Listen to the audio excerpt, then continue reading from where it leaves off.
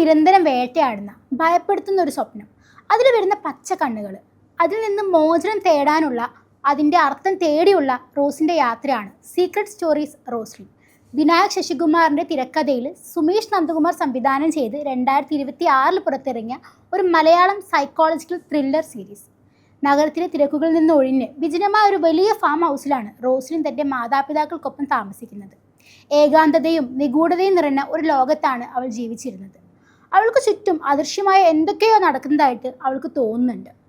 ഇത് വെറും ഒരു തോന്നലാണോ എന്ന ചോദ്യം അവളെ വല്ലാതെ ഭയപ്പെടുത്തി.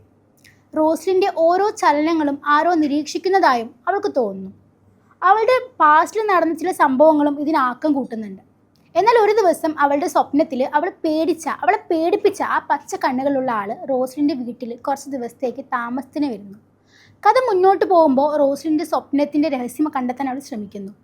ഒടുവിൽ താൻ ഒളിച്ചോടാൻ ശ്രമിക്കുന്നത് സത്യങ്ങളിൽ നിന്ന് തന്നെയാണെന്നും അവൾ മനസ്സിലാക്കുന്നു.